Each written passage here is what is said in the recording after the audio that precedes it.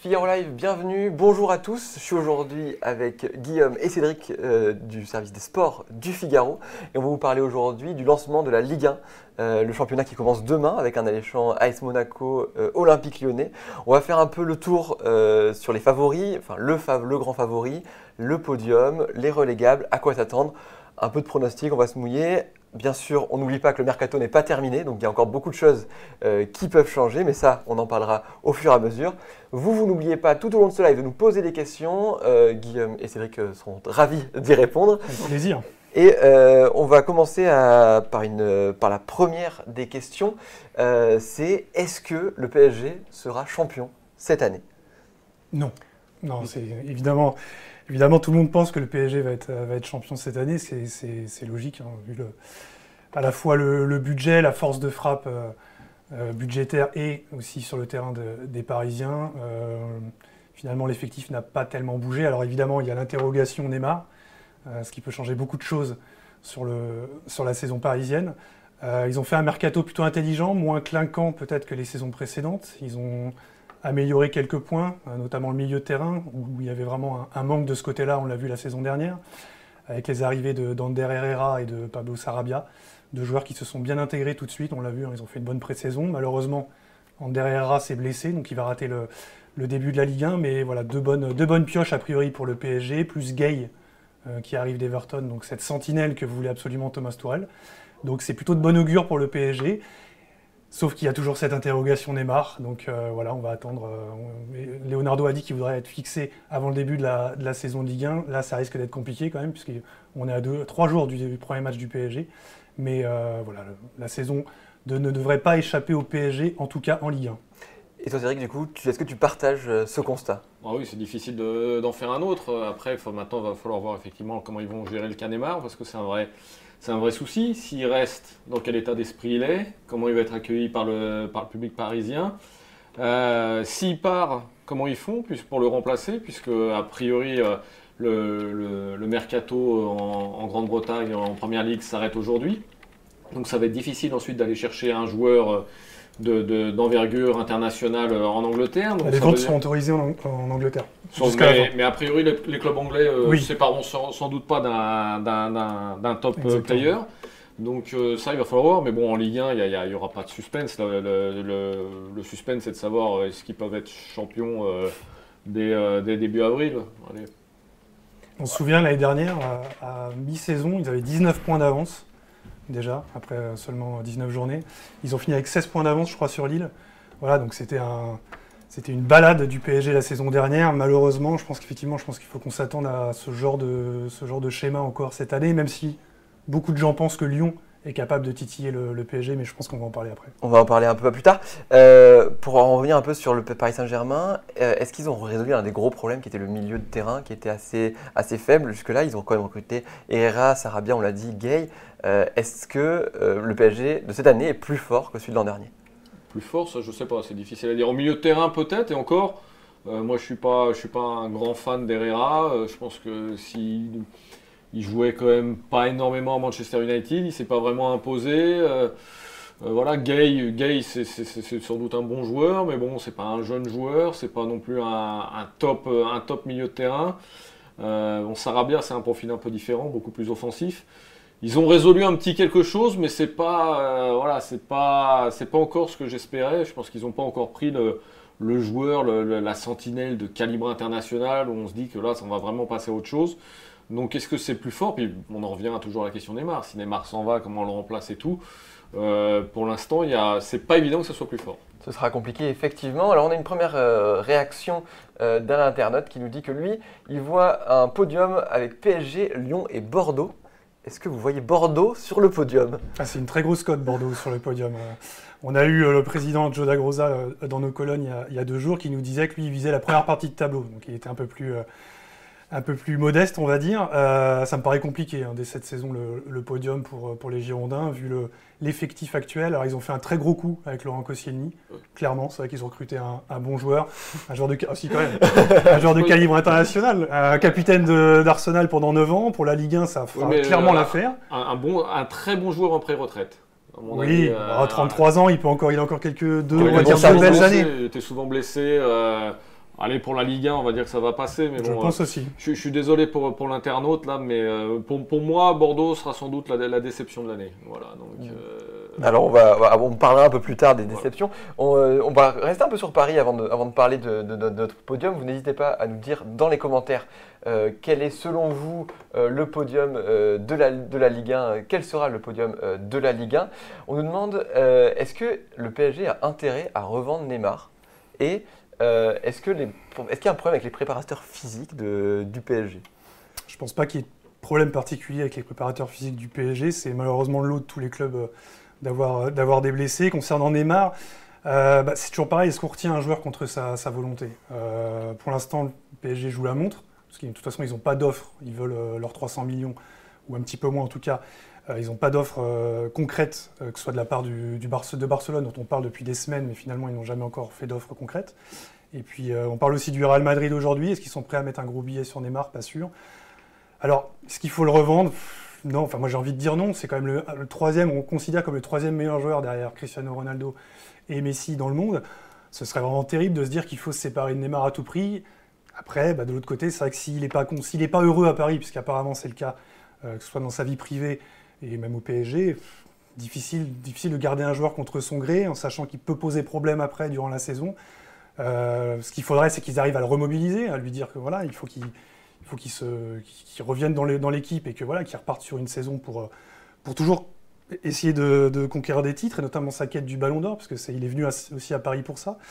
Donc voilà, s'ils arrivent à le remobiliser, évidemment qu'il ne faut pas se séparer de Neymar. Mais est-ce qu'il est encore rattrapable? Ça, je ne sais pas. On a l'impression qu'il a déjà l'esprit un petit peu ailleurs, Neymar.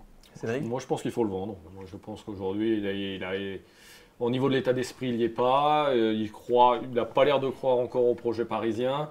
Je pense que l'interview qu'il avait donnée à Al-Khalifi était très claire sur le sujet. Le problème des préparateurs physiques au PSG, à mon avis, il n'y en a pas. Je pense qu'il y a un problème de boîte de nuit à Paris vis-à-vis de Neymar. Je ne sais pas si Guillaume dit qu'il n'est pas heureux dans sa vie privée, ça je ne sais pas. Je pense qu'il a l'air de bien sortir, qu'il a l'air de se faire plaisir.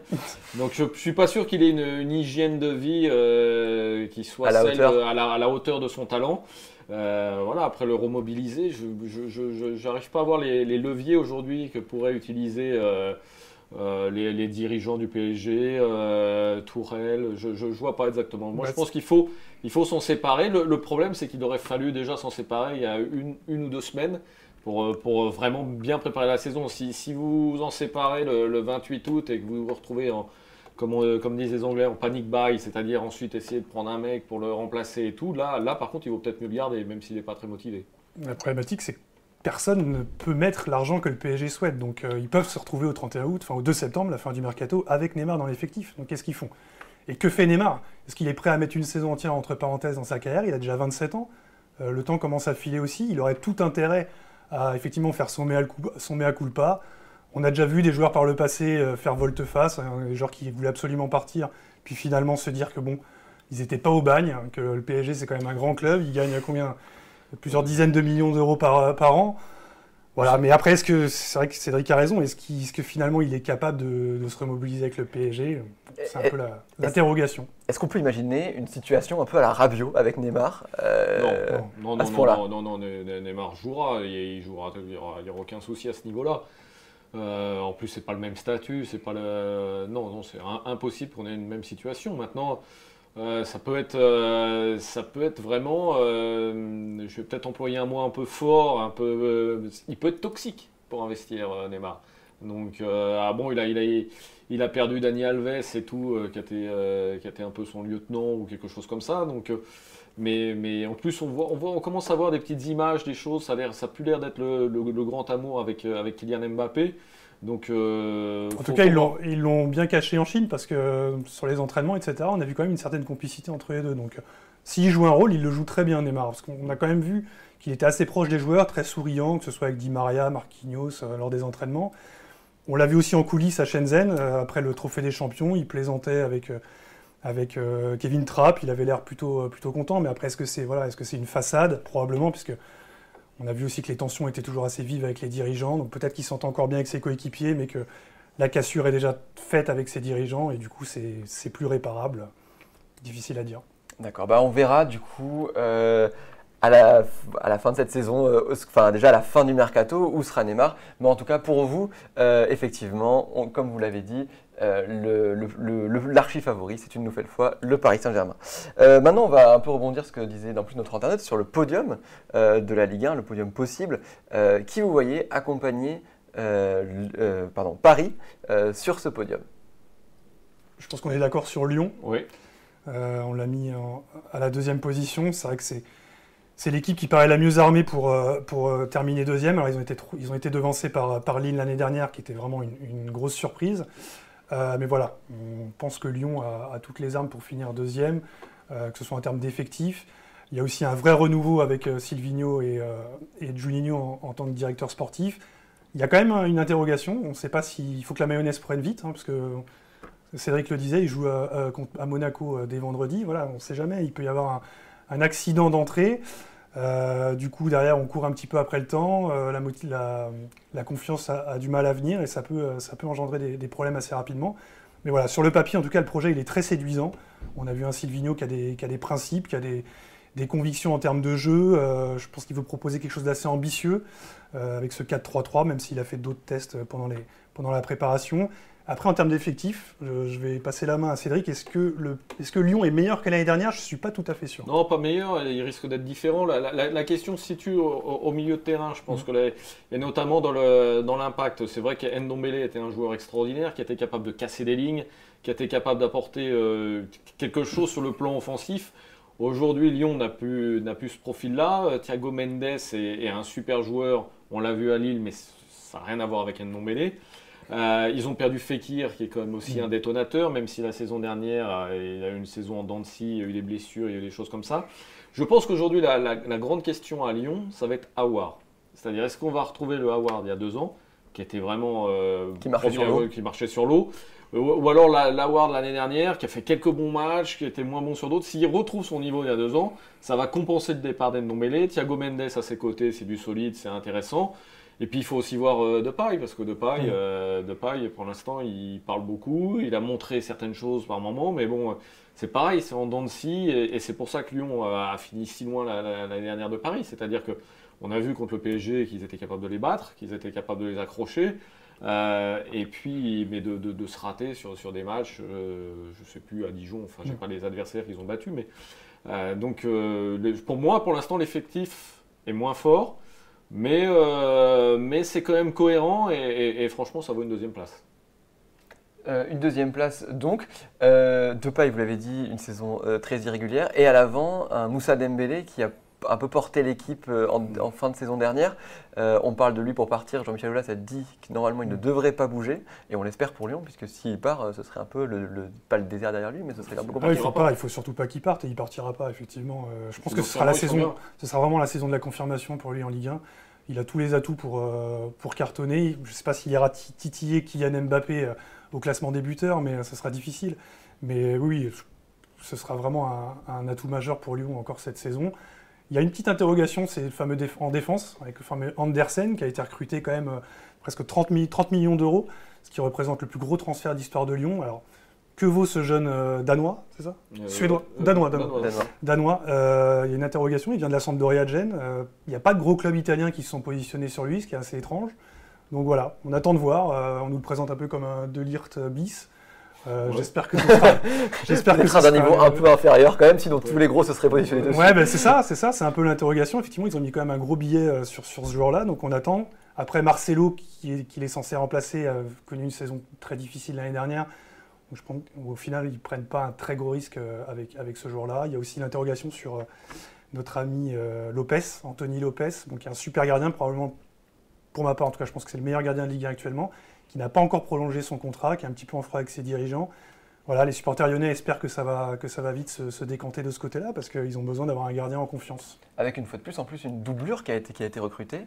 Oui. Cyprien Tatarusanu, qui jouait avant à Nantes, et qui a fait quelques sorties, on va dire, un peu osées, en disant je ne suis pas ici pour être numéro 2. Oui, c'était un petit peu... ça a jeté un petit peu un froid lors de sa conférence de presse, parce que c'est vrai qu'il a clairement fait comprendre qu'il venait pour le poste de numéro 1. Donc, voilà, il paraît qu'il y a des petites tensions, mais... Et puis Anthony Lopez, c'est peut-être pas forcément vu d'un point de vue extérieur, le garçon plus facile à vivre, donc on verra. Ah, c'est un compétiteur, ouais. C'est un compétiteur, on se rappelle de ses coups de sang, même s'il a fait beaucoup d'efforts par rapport à ça, on le sait après. Mais ils sont bien encadrés avec Oui. Grégory Coupet, ils ont Oui. vraiment l'entraîneur qu'il faut pour régler tous les problèmes s'il y a des problèmes. Mais, Le cadre, effectivement, comme on l'a dit. Pour accompagner Lyon sur ce podium, vous voyez une équipe différente l'un et l'autre. Qui c'est que vous voyez? Vas-y. moi, je vois Marseille. Je fais un petit pari sur Marseille. Gros. Un gros pari, ouais. Ça fait 6 ans qu'ils sont pas qualifiés pour la Ligue des Champions, Marseille. Voilà, le vent du renouveau sur la Canebière me séduit, moi, avec André Villas-Boas. Je pense qu'ils ont un entraîneur vraiment de très gros calibre qui a déjà fait ses preuves à l'étranger. Alors ça, c'est pas toujours très bien passé, notamment à Tottenham. Mais voilà, je crois vraiment à ce projet. Il a des convictions en termes de jeu. Il a une grosse personnalité. C'est un charmeur. Il a déjà fait l'unanimité au club, dans le vestiaire aussi. On voit que ça marche auprès des cadres. Un Mandanda qui est revenu très affûté après une saison compliquée. On a vu aussi un Dimitri Payet qui a fait une bonne préparation. Qui est affûté, tout comme Mandanda. Affûté aussi, voilà. On le sent décisif, on le sent prêt à repartir au combat. On sait qu'il y a un Euro qui arrive derrière, que les années de grande compétition, en général, Dimitri Payet, il se réveille un petit peu et il se montre. Il va peut-être essayer de redistribuer les cartes dans l'équipe de Didier Deschamps. Et puis le recrutement. Alors effectivement, pour l'instant, c'est pas terrible. En tout cas, ils attendent plus de joueurs. Et Dario Benedetto, ils ont quand même recruté ce numéro 9, le fameux grand attaquant qu'ils attendaient. Alors, est-ce qu'il est assez grand pour l'OM? On va le savoir bientôt. Il a quand même mis beaucoup de buts avec Boca Juniors, 46 buts, je crois, en 76 matchs, quelque chose comme ça. Le souci, c'est qu'il s'est gravement blessé il y a un peu moins de 2 ans. Il a eu une rupture des ligaments du genou, je crois. Et du coup, il a eu un petit peu de mal à revenir derrière. Il y a beaucoup de pression à Marseille. On sait bien que les supporters attendent vraiment qu'il y ait un grand attaquant. On a vu... Balotelli a fait le taf pendant 6 mois, mais ils ont vraiment besoin de quelqu'un qui s'inscrive dans la durée. Avec la ferveur du Vélodrome, un Argentin avec sa grinta. Moi, j'ai l'impression que le pari va être réussi. En tout cas, je fais le pari que ça va marcher. On verra. Cédric, toi, tu as l'air d'y croire un petit peu moins à tout ça. Alors, j'y crois pas du tout. Mais bon, enfin, sur l'entraîneur, je suis totalement d'accord avec Guillaume. Moi, Villas-Boas a le charisme, le talent, les compétences pour essayer de faire quelque chose de bien. Ça va remotiver certains joueurs, ça c'est certain.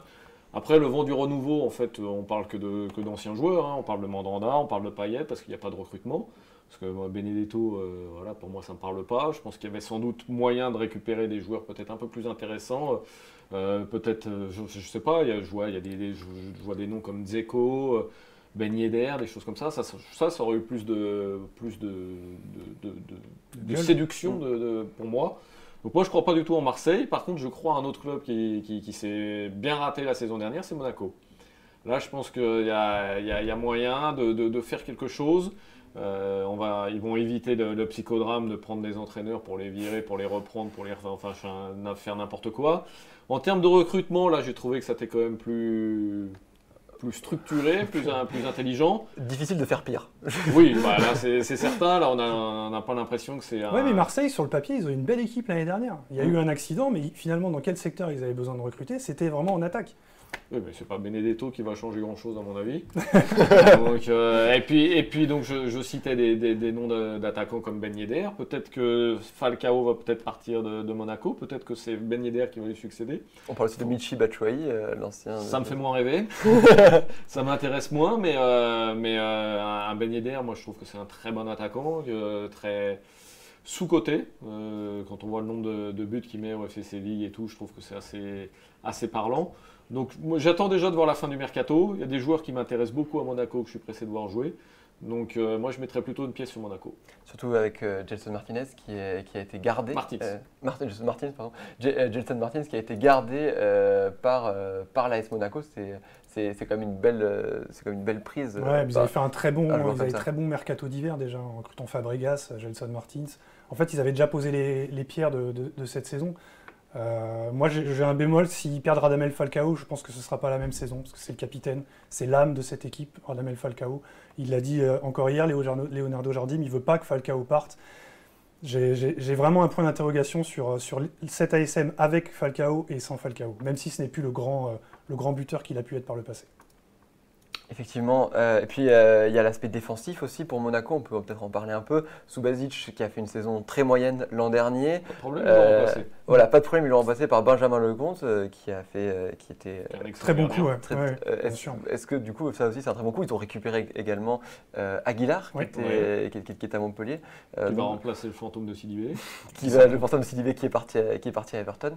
Je ne sais pas si c'est encore officiel d'ailleurs. Si, si. Mais c'est voilà, Ah bon c'est officiel pour Sidibé. Ils vont attaquer la saison mieux que la saison dernière en tout cas. Ouais, bah déjà, ils attaquent avec a priori l'entraîneur qu'ils auront toute la saison, moi, je pense. Moi, je leur souhaite. Et ouais, non, on sent que c'est cohérent. Aguilar, c'est bien.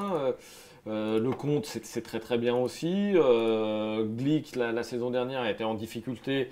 Mais on sait que ça peut être un très bon défenseur, ça peut être un taulier et tout. Donc s'il retrouve son niveau, ça va être. Non, y a pas de, je vois pas de gros points faibles. Ils ont même déjà prévu la vente de Ronny Lopez, a priori, en trouvant son remplaçant.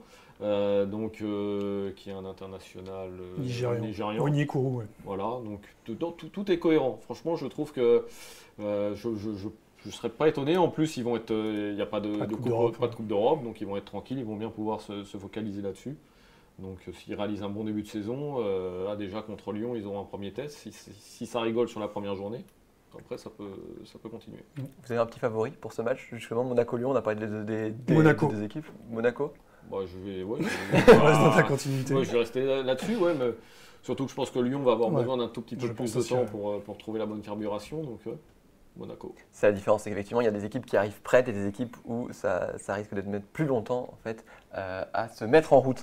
On va parler de l'autre partie du tableau maintenant. On va laisser les grandes équipes et penser un peu à qui pourrait être relégable. Alors, je tiens quand même à signaler que l'an dernier, les deux, donc Vincent Duchesne et Teddy, ils étaient tous les deux d'accord pour dire que Caen descendait. D'accord. Donc là, c'était bien. Donc voilà, vous avez un peu la pression. Donc, qui c'est que vous voyez descendre? Je vois Dijon descendre. Je pense que ça va être compliqué pour les Dijonnais. Ils ont perdu pas mal de joueurs. Saïd, Kaba, Rosier, Kwan. Ils n'ont pas recruté grand-chose. Ils ont un entraîneur, M. Jobard, qui n'a pas une grosse expérience sur le banc en Ligue 1. Donc voilà, il flirtait avec cette zone rouge. On l'a vu avec Antoine Comboré la saison dernière. Ouais, j'ai un peu peur pour Dijon. Et puis, dans les clubs un petit peu plus huppés que je vois en grand danger, c'est Toulouse. Je pense que Toulouse, la belle endormie là, depuis quelques années, qui n'arrive pas, qui est tout le temps en train de jouer qui lutte pour le maintien. Ça fait quand même un moment qu'il flirte avec la... Il flirte avec la relégation. Il ne propose pas grand-chose en termes de jeu. Alain Casanova est revenu l'année dernière sur le banc. Il avait commencé à mettre en place quelque chose. Il a été très vite rattrapé par l'urgence de prendre des points. Donc, ils ont commencé à bétonner et à jouer beaucoup moins. Ils ont perdu Christopher Julien, qui était le taulier en défense. Ils n'ont pas recruté grand monde. Ils ont toujours Marcelin Gradel, ce qui est assez étonnant. Je suis vraiment étonné qu'il n'y ait aucun club de Ligue 1 un peu plus huppé qui se positionne sur un Marcelin Gradel. Moi, je l'aurais très bien vu à Marseille, par exemple. Je parlais tout à l'heure de l'attaque de Marseille. Toulouse, un stade un peu vide, des supporters un peu résignés.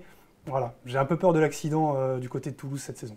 Toulouse, juste, ils ont recruté William Vainqueur, un ancien de Marseille. Ils ont Saïd, c'est Saïd qui a fait le forcing pour venir à Toulouse quand même. Et puis ils ont mis quand même 8 millions d'euros pour Saïd. Alors je rappelle, c'est un joueur qui a marqué 4 buts la saison dernière avec Dijon. Voilà, je suis assez sceptique pour l'instant sur le TFC. C'est ce qui me fait me dire qu'ils vont vivre une saison galère. Cédric? Moi, je pense déjà, j'ai un peu peur pour Brest. Je pense que même avec tout le respect pour Dalloglio, je pense que le départ de Furlan est quand même triste. Après, c'est vrai que c'est un effectif que je ne connais pas très bien. Donc là, comme ça, sur le papier, je pense que ça va être une saison compliquée pour eux. Et puis, si je fais un petit peu le même choix que Guillaume en prenant un club un peu plus huppé, j'ai beaucoup d'interrogations sur Nice. Pour l'instant, ils ont dépensé 0 euros en termes de recrutement. Ils ont recruté Kefren Turam, je crois que c'est leur seul. Mais je crois que c'était gratuit. Enfin, oui, il était libre. Donc ils prennent personne, ils perdent. Bon, ils n'ont pas perdu grand monde, ils perdent quand même Saint-Maximin, ce qui est pas rien. Bon, mais ils perdent pas. Et je sais pas, je vois leur 11 de départ, je vois la saison dernière qu'ils ont fait. Et les matchs de préparation Et les étaient matchs catastrophiques. Ils ont pris 6-1, 8-1 contre Wolfsburg. Voilà, donc il n'y a pas de dynamique, il n'y a pas de. Je ne sais pas où va ce club, mais j'ai pas l'impression qu'il aille dans la bonne direction. Quand on voit la saison qu'avaient fait les Niçois il y a 2 ans, qui était plutôt prometteuse. Derrière, il n'y a rien du tout, quoi. C'est un effondrement. Alors, peut-être qu'en est relégable, je vais peut-être un peu. Mais je pense qu'ils vont avoir fort. Mais ils vont avoir chaud, je pense. Il faut savoir aussi que le club est en période de rachat. C'est ce que j'allais dire. Et c'est quand même ça qui leur a aussi posé beaucoup de problèmes. C'est ça, il y a beaucoup de flou autour de ce rachat. Ça traîne un petit peu en longueur. Donc, du coup, ils ne savent pas. Je pense qu'ils n'ont pas encore d'enveloppe pour le mercato, donc ça va être compliqué pour Nice. Ouais. Le rachat est fait maintenant, mais par contre, effectivement, le rachat a été validé en plein milieu de mercato, c'est-à-dire qu'on ne peut pas préparer un mercato. On parlait tout à l'heure des équipes qui ne peuvent pas être prêtes au jour J de la saison. Nice en fera clairement partie, non ? Typiquement. Nantes aussi, avec. C'est tombé il y a quelques heures, l'arrivée de Christian Gourcuff. À Nantes, c'est très compliqué en termes de préparation, avec un entraîneur Vaidé Lodzik qui claque la porte à quelques jours de la reprise. Christian Gourcuff, c'est un choix qui peut étonner quand même. C'est vrai que c'était passé un petit peu sous les radars. On a été un petit peu surpris d'entendre ça aujourd'hui. C'est un entraîneur bâtisseur, Christian Gourcuff. On l'a vu à Lorient.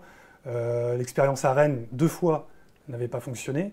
On connaît l'impatience de la présidence nantaise. Est-ce qu'il sera le temps de construire quelque chose ? Il arrive avec une équipe qui est déjà faite quasiment. Il a plus de 3 semaines de mercato. Beaucoup disent qu'il ne va pas rester plus de 3 mois. Oui, ça ne sera pas l'hiver. On ne peut pas dire pour l'instant, mais oui, ça paraît une mission assez difficile. Il a le mérite de la relever. Il était libre depuis son départ du Qatar au début juin, là, à Al Gharafa. Donc il relève le défi nantais, il va y avoir du boulot. C'est pas facile pour Christian Gourcuff. C'est vrai qu'aussi il n'y a pas grand monde qui s'est pressé au portillon pour aller entraîner le il y a eu FC beaucoup de refus. Apparemment, on ne connaît pas tous les tenants aboutissants, mais bon, j'ai entendu Gattuso qui aurait dit non. Claude Puel. Donc, Thiago Motta, selon l'équipe. Thiago Motta. Donc après, c'est forcément la personnalité de Valdemar Kita qui doit poser problème à certains. Ils n'ont peut-être pas envie d'avoir un président entraîneur, entre guillemets. Qui est au milieu du chemin tout le temps. Il y a une équipe dont on n'a pas parlé parmi les relégables, c'est Metz. Vous voyez l'équipe rester en Ligue 1 ? C'est le spécialiste de l'ascenseur, mais bon. C'est ça, le spécialiste de l'ascenseur. Ouais. Moi, je la vois bien rester en Ligue 1 cette année parce qu'ils ont fait une excellente saison de Ligue 2. Vraiment fantastique. Ils étaient vraiment au-dessus du lot. Ils ont gardé l'ossature de l'équipe. Vincent Ognon, bon entraîneur, même si c'est Frédéric Antonetti qui était à la base à la tête de l'équipe, mais il a des problèmes personnels, donc du coup il a laissé la main à Ognon, qui, je l'écoutais encore à la radio hier soir, a plutôt de l'ambition dans le jeu, il veut pas arriver et fermer boutique derrière, alors il sait qu'il fera forcément des moments où ils vont souffrir face à des grosses équipes de Ligue 1, mais voilà, c'était une bonne équipe, très bonne équipe de Ligue 2 la saison dernière, et que, notamment en attaque, avec pas mal de talent. Moi, je les vois bien se maintenir cette année, le FC Metz. Peut-être même, ça peut être une équipe qui peut surprendre. Ouais. Pas surprendre de top 10, on ne va pas rêver. Mais c'est une équipe qui peut vivre une saison assez tranquille. Je suis assez d'accord. Enfin, tranquille. Est-ce qu'on peut la voir un peu comme une équipe l'an dernier, on se rappelle de Nîmes, qui a fait une très bonne saison pour sa remontée. J'ai l'impression que ça va être un petit peu plus compliqué pour Nîmes cette année, parce qu'ils ont perdu tous les cadres, enfin en tout cas tous les grands noms dont on parlait, tous les joueurs qui se sont distingués, on va dire, la saison dernière. Savanier, Bouanga, Tube, Ferry aussi, qui était en prêt. Ça retour de prêt aussi. Oui, c'est ça. Donc Nîmes, d'ailleurs, l'entraîneur a tiré un petit peu la sonnette d'alarme. Il a dit qu'il avait besoin de recrutement, donc le président doit recruter. D'accord. Nîmes aussi, du coup, vous voyez en bas de tableau, pas relégable, mais en bas de tableau. Ça va être une saison difficile. On va parler maintenant de la surprise. Quelle équipe pour vous peut créer la surprise ? Alors je tiens une fois de plus à dire que l'an dernier, quelqu'un m'a dit Lille en surprise, ce qui avait plutôt bien réussi. Bien joué. Qui vous voyez cette saison ? Cédric, d'abord, c'est quoi ta surprise ? Alors moi, ça serait une surprise sans en être une, parce que je prends Montpellier, moi. Moi, je vois bien Montpellier. Je trouve que le recrutement de Montpellier est cohérent. Ils ont perdu Lecomte, ils ont perdu Aguilar, pardon. Mais bon, ils ont pris Savanier. Ils ont en attaque, ils ont un tandem de Laborde qui est très bon. Mollet en 10, Mollet qui sera très bien. C'est une équipe qui est bien équilibrée. qui est stable quand même globalement, qui a des tauliers en défense qui sont là, que ce soit Congré ou Hilton. Hilton, je ne sais même plus quel âge il a. 41, 42. C'est phénoménal. C'est de la folie. Voilà. Après, on a Univé, maintenant on a Hilton. Et donc voilà, c'est une équipe qui, je pense, a largement les moyens de faire une belle petite saison. Peut-être pas, on va pas rêver top 5, mais allez, top 6, top 7. Ah oui. Alors, je vois pas comme Lille, hein. Ils vont pas finir dauphin, quoi qu'après ils ont bien été champions. Exactement. Face au PSG. Face au PSG, PSG, alors, au début de l'ère Qatari, mais il y a longtemps, mais effectivement, on se retrouve. Et puis ce milieu Savanier-Ferry qui jouait l'an dernier en plus à Nîmes. Qui a bien marché à Nîmes, donc il n'y a pas de raison que ça ne marche pas à Montpellier. Surtout, je répète, devant il y a Mollet qui est un très bon jeune, donc de vrais bons buteurs. Sur le banc, il y a quelques bons joueurs de voix, il y a toujours Camara, il y a toujours des choses comme ça. Donc, non, c'est un effectif bien construit. Ça peut attraper l'Europe? Bon, la 4. Ça va pas être. Ça dépend s'il y a un réveil de Monaco, s'il y a un réveil de Marseille. Là, et puis on n'a pas encore parlé de Lille, mais ça peut attraper l'Europe, ça peut attraper une coupe si le PSG n'est pas trop revanchard sur les deux coupes. Ouais. Ils peuvent faire ce qu'a fait Strasbourg la saison dernière, ils peuvent le faire. Ouais. Guillaume, toi, ce serait quoi ta surprise cette année? Moi, ce serait Saint-Étienne. Alors, pour moi, une surprise, ça veut dire se battre pour le podium ou la 4e place européenne. Je pense que Saint-Étienne a un vrai coup à faire. Alors, il renoue avec la Coupe d'Europe, d'ailleurs.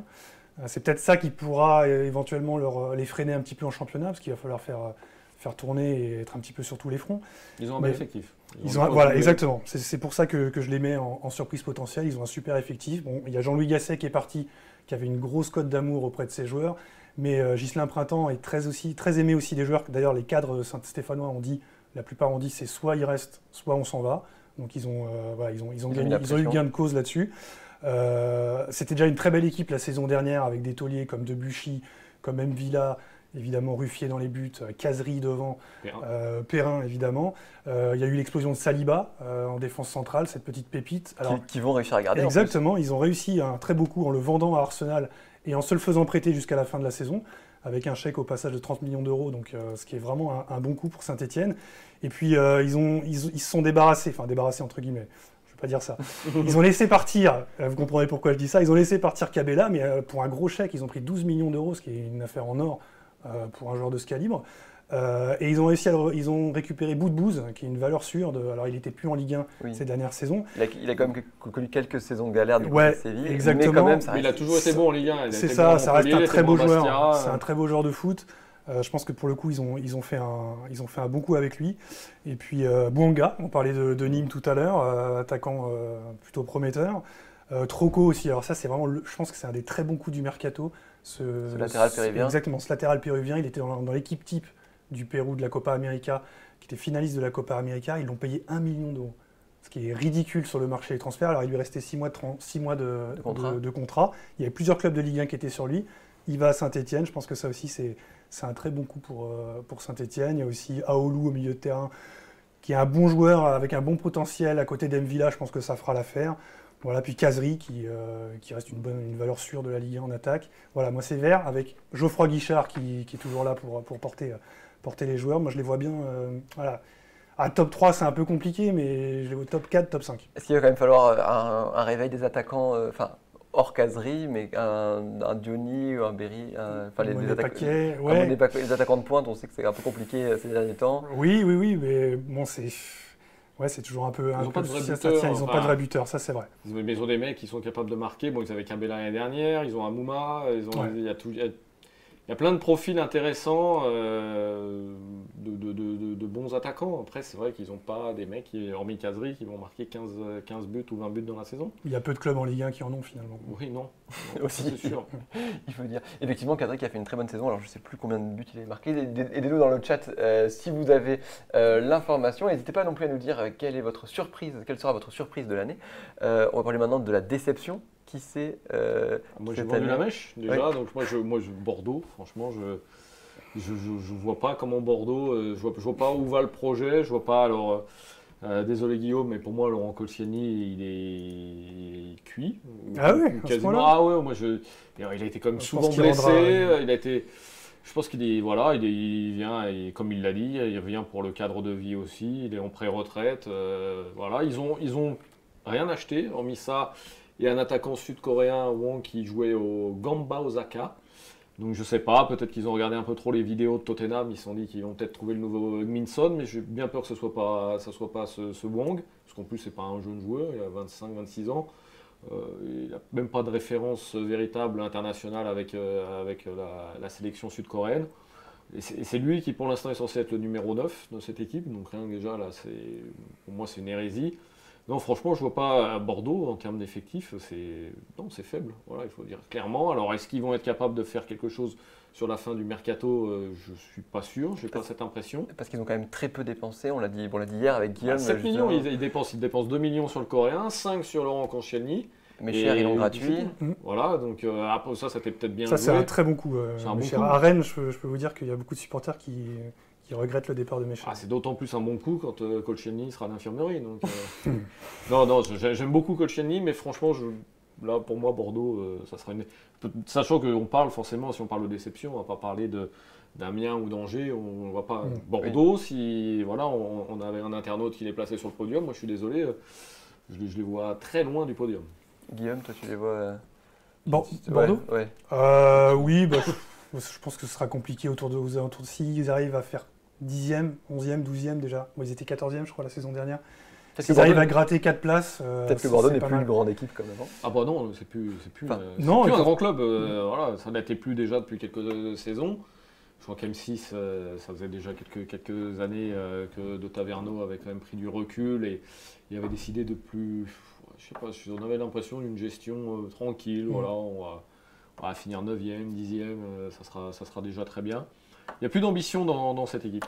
Pourtant, le président vise haut puisqu'il dit qu'il est capable de renouer avec la Ligue des Champions. Alors, cette enveloppe de 80 millions d'euros annoncée au moment du rachat, c'est un peu flou en fait. On ne sait pas si c'est sur 1, 2, 3 saisons. Là, ça n'a pas l'air d'être sur une saison. Faut y aller. Ils ont dépensé 10%. En tout cas, c'est pas cet été. Oui, peut-être qu'ils vont recruter. Il y a encore un petit peu de temps, mais effectivement, l'effectif actuel, je suis d'accord avec Cédric. Ça ira pas très haut, je pense, cette saison. Et puis tu parles d'une enveloppe de 80 millions. Il faut savoir qu'ils ont quand même vendu Koundé 25 ouais. 25 millions. Donc ça veut dire que pour l'instant, ils sont bien remplis les poches. Je sais pas, peut-être qu'il est inspiré par Monaco. Qui vont décider. Pour l'instant, ils investissent rien. On n'a aucune rumeur de joueurs un peu glamour, un peu sexy. Enfin, non, moi je sais pas où va Bordeaux, mais... Ils ne vont pas plus haut que la saison dernière, en tout cas, a priori. Très bien. Toi, Guillaume, ta déception de l'année, on en a un peu parlé tout à l'heure. Ouais, c'est Nantes. C'est vrai que ce n'est pas un club qu'on voit en haut de tableau en ce moment. Malheureusement, c'est quand même une place forte du football français. On se souvient des Canaries de Coco Ciodo et de Ronald Denouex. C'est des équipes qui nous ont fait rêver, avec un jeu développé, léché, et voilà, des équipes magnifiques. Depuis quelques années, voilà, Nantes est vraiment dans le dur. Et puis c'est vrai que j'ai donné ce nom avant de savoir que Christian Gourcuff allait arriver, donc on était encore plus dans le flou parce qu'on partait sur un début de saison avec Patrick Collot comme entraîneur, un intérimaire qui avait fait un match, je crois, avec Lille il y a quelques années comme entraîneur, comme entraîneur d'équipe nationale, première équipe on va dire, plus comme adjoint. Donc oui, ça me paraît très compliqué pour Nantes. Sur le papier, c'est assez. Ils ont recruté, ils ont recruté beaucoup de joueurs, mais ça ne fait pas vraiment rêver les supporters.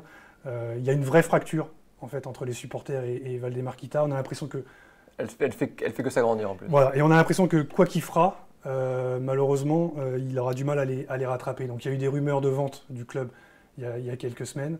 Ça n'a pas abouti, même plus que des rumeurs d'ailleurs. Il y a eu des négociations, ça n'a pas abouti. Donc voilà, Nantes file un mauvais coteau depuis plusieurs saisons.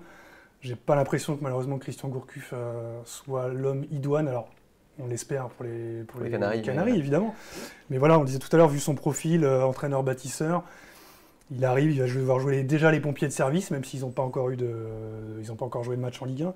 Voilà, ça me paraît très, très compliqué pour Nantes là cette saison. On va parler maintenant du mercato, même si une fois de plus, ce mercato n'est pas encore fini. Qui pour vous a réussi à mieux se renforcer? Qui a fait le meilleur mercato pour vous? Cédric d'abord? Oui. Alors j'ai eu beaucoup de mal, hein. J'ai regardé un peu, j'ai pas vu une équipe, pour moi il n'y a pas une équipe qui sort du lot. On a parlé évidemment du PSG, bon, avec leurs moyens et tout, c'est difficile de comparer forcément le mercato du PSG avec les autres équipes.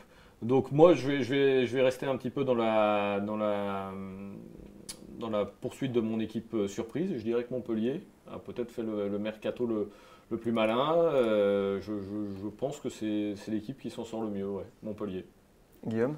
Bon, on en parlait tout à l'heure, Monaco, ils n'ont pas recruté énormément de joueurs, mais voilà, ils ont par petites touches les deux Montpelliérains qu'il fallait, là, Aguilar et Lecomte. Voilà, Lecomte, un des meilleurs gardiens de Ligue 1, qui a été appelé par Didier Deschamps la saison dernière, et puis Aguilar qui remplace poste pour poste Sidibé, c'est un très bon coup.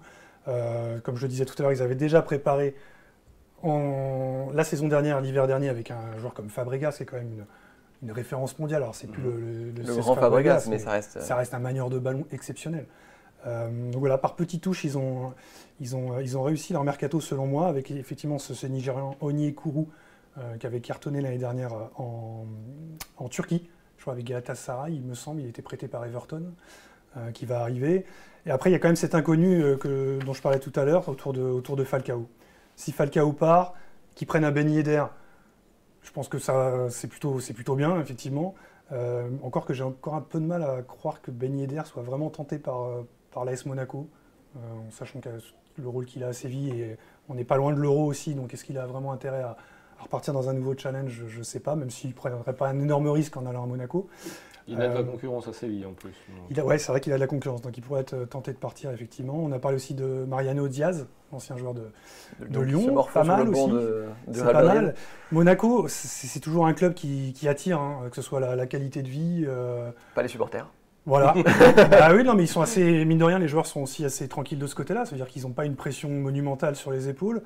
Voilà, ouais, je trouve que Monaco, pour l'instant, ils ont fait un bon recrutement. Mais par contre, il faut qu'ils recrutent en attaque. Jardim me l'a dit, il me faut des arrivées parce que je suis vraiment trop juste.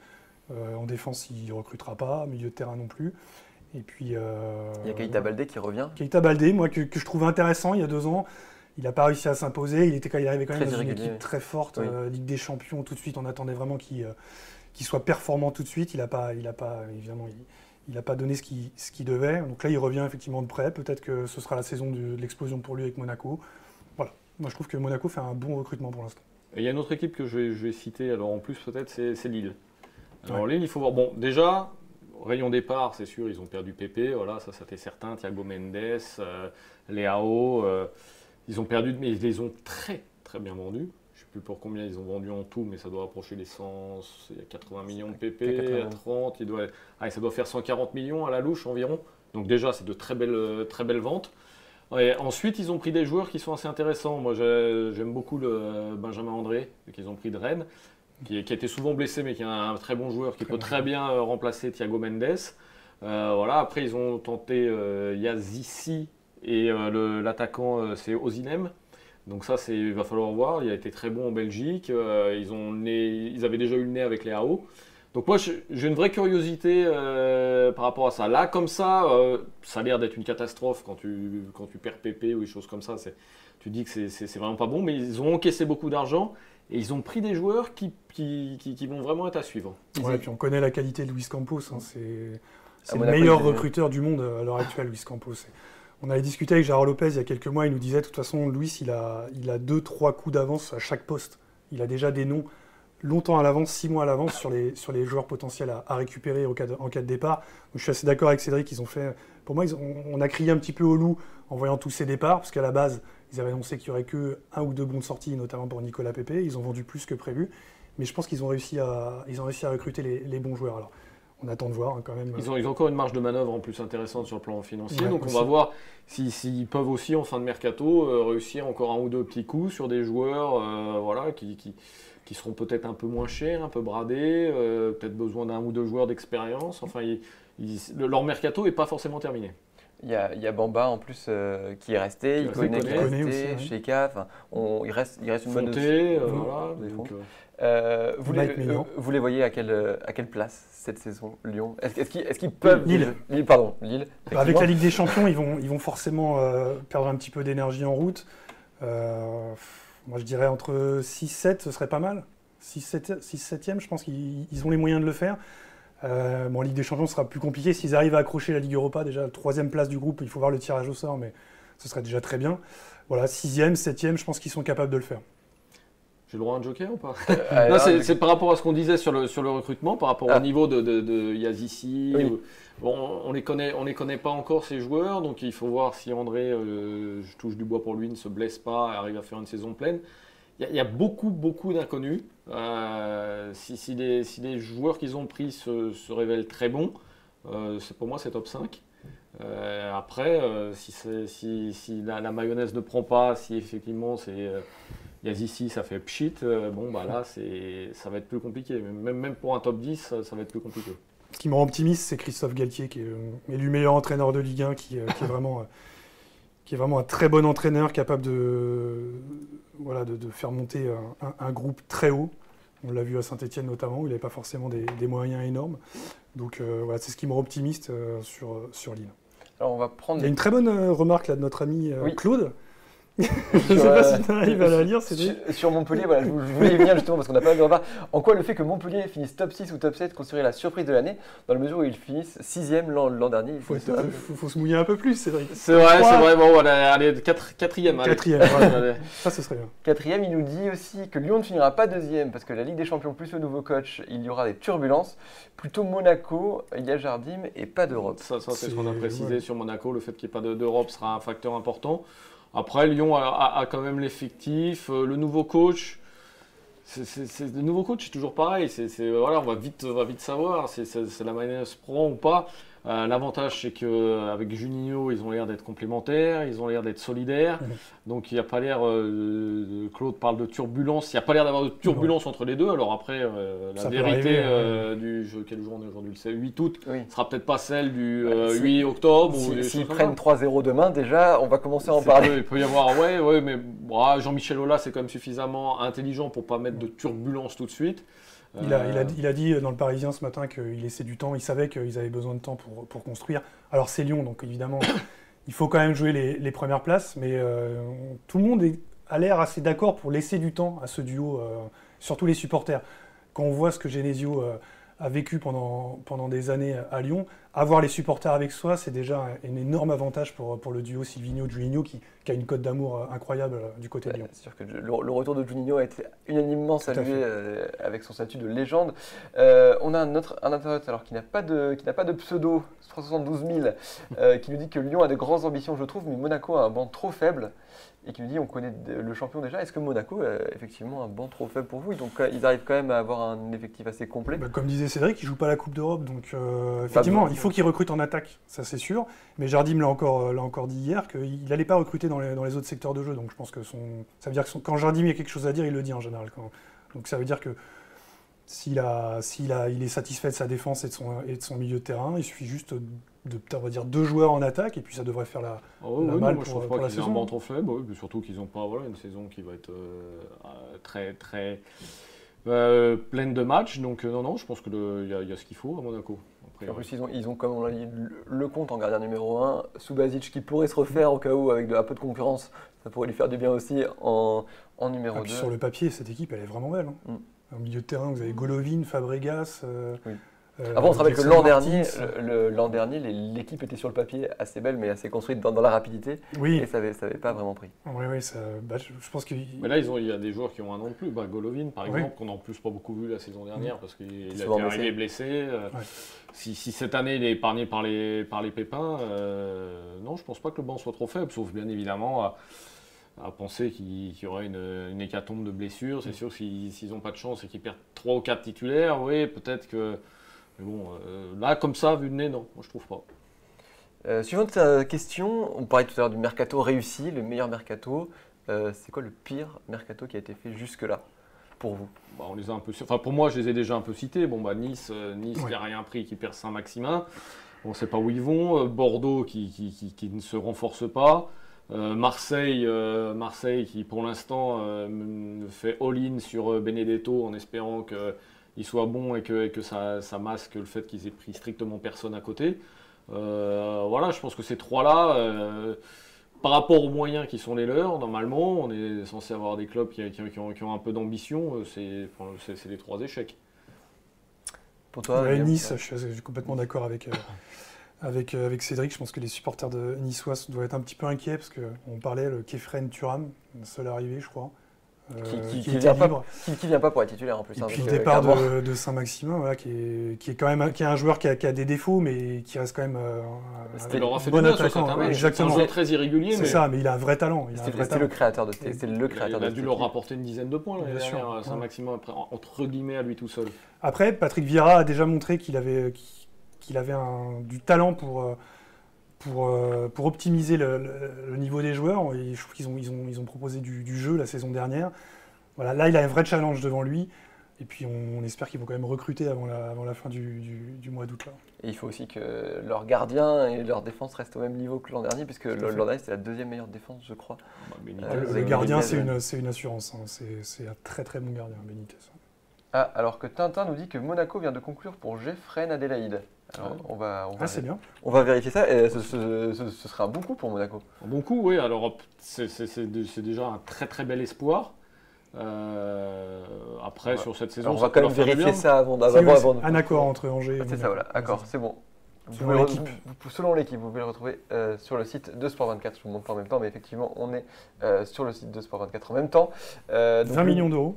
20 millions d'euros, c'est une belle somme. Angers qui fait encore une belle plus-value. C'est un bon recrutement. C'est un bon recrutement. Alors pour cette saison, a priori, je pense qu'il est plutôt destiné à être remplaçant. Donc, mais oui, c'est un vrai bon potentiel, un jeune qui c'est tout à fait dans l'optique de ce que fait Monaco. Exactement. Depuis des années.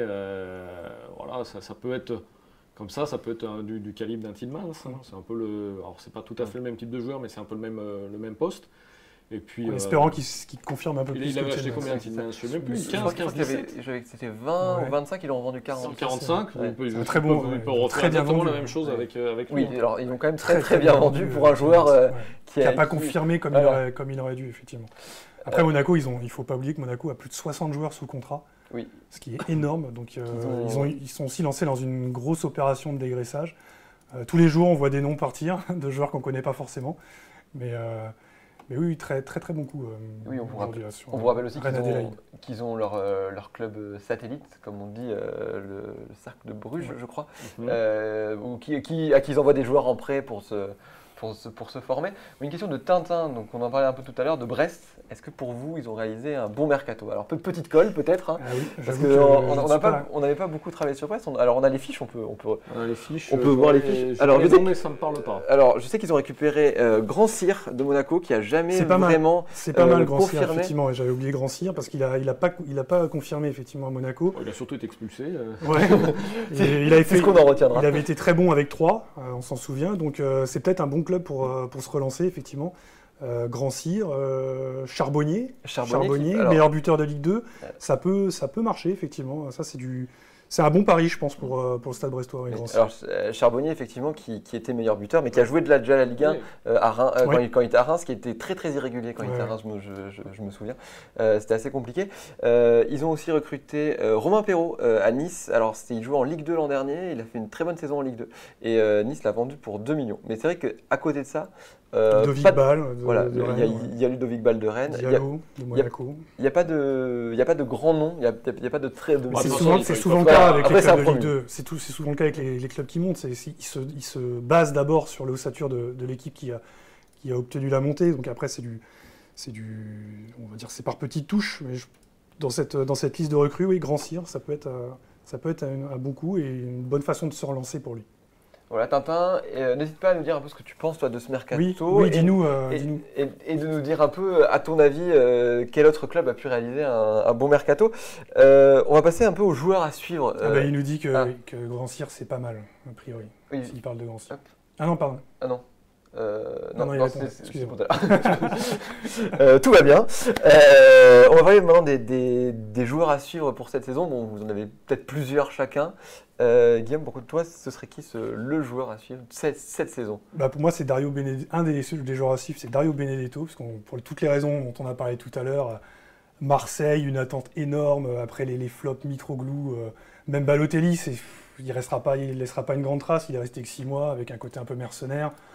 Voilà, Benedetto, c'est l'attaquant que tous les Marseillais attendaient. Alors, il n'a pas une carte de visite énorme, on va l'avouer, on ne l'a quasiment jamais vu jouer, très peu. Moi, j'avoue que c'est un joueur qui reste encore un mystère. Je me fie sur les stats, je me fie sur ce que je vois sur Twitter avec certains spécialistes du foot sud-américain. Mais j'ai envie d'y croire parce que voilà, il a un côté argentin donc, qui colle bien avec la mentalité marseillaise, des joueurs qui bouillent le maillot, qui lâchent rien. Il faut espérer que son genou le laisse tranquille et que son physique, globalement, le laisse tranquille. Dans le système de Villas-Boas en 4-3-3, je pense que c'est un bon point d'ancrage, voilà, bon numéro 9. Voilà, donc Dario Benedetto, forcément, il y aura la lumière sur lui, donc je pense que c'est un des joueurs qui va être suivi. Le deuxième que j'ai mis, moi, c'est Pablo Sarabia, du PSG, alors qui est un joueur de complément, a priori, si on prend le 11 de départ du PSG. Mais qui m'a fait une grosse impression moi, pendant la préparation parisienne, notamment au Trophée des Champions. Je ne l'avais jamais vu jouer au stade. J'ai trouvé que c'était un joueur vraiment, vraiment précieux, que ce soit dans la qualité de passe, les replis, les courses offensives, les replis défensifs.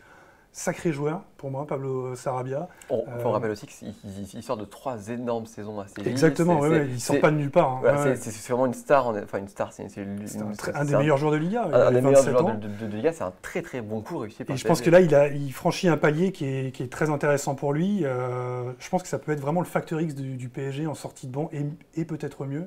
De la part, alors, il joue, comment il s'appelle, Thomas Tuchel l'a fait jouer sur le côté droit, mais je pense qu'il est capable d'évoluer un petit peu partout.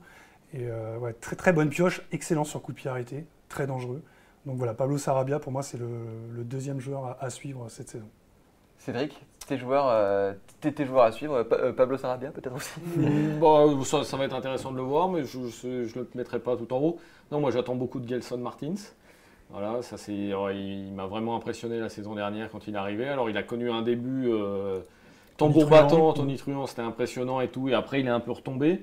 Maintenant il arrive et il prend pas la saison en cours. Il est dans un effectif qui va bien marcher, comme on l'a dit tout à l'heure.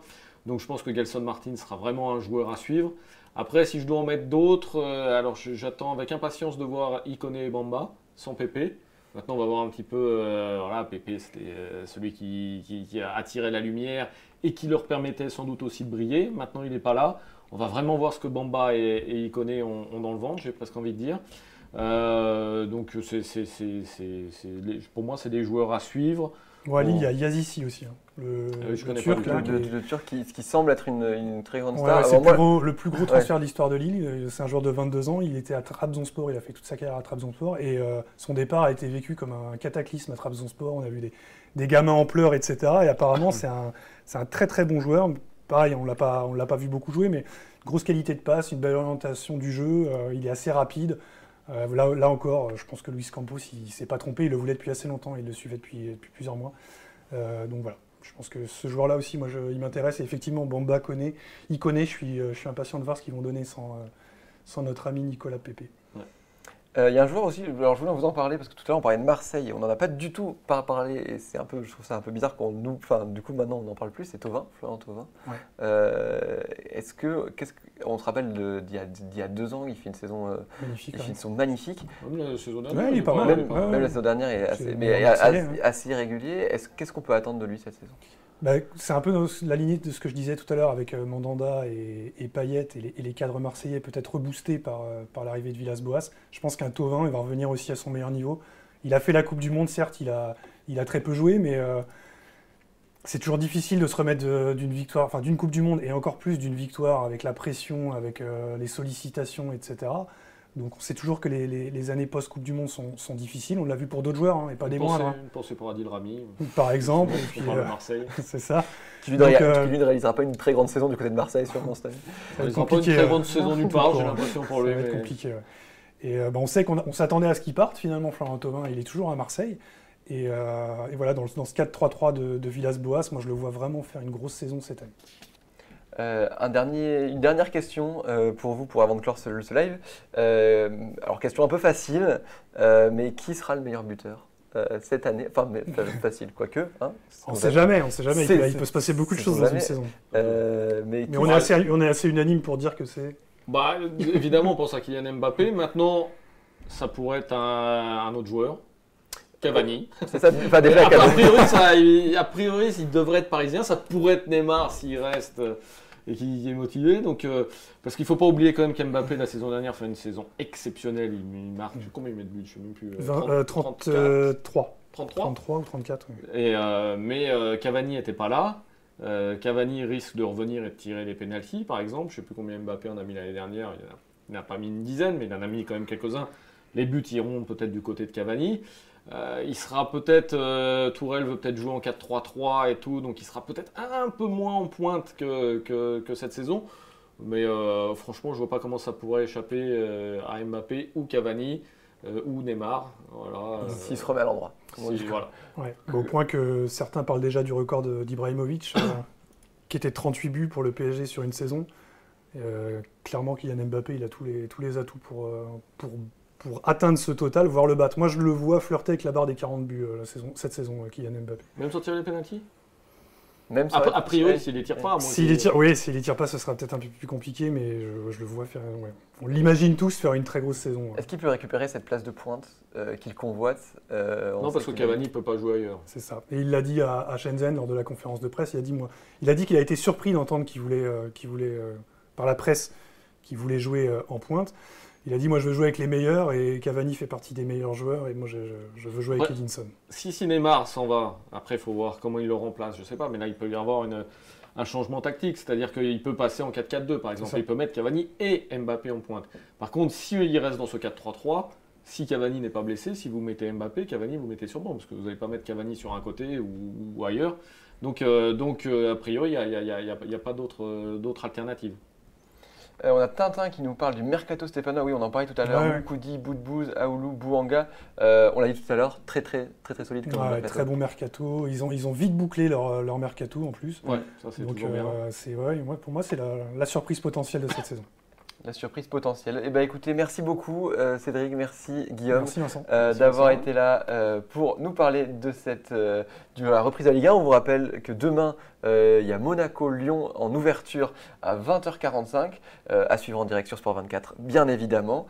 N'hésitez pas à suivre également le mercato en direct, ce qui se passe en ce moment. C'est pas fini. Surtout avec l'Angleterre, là, ça finit à 18h, donc ça devrait tomber. Il doit y avoir pas mal de panic buy à tomber d'ici 18h. D'ici 2h, beaucoup vont récupérer des attaquants.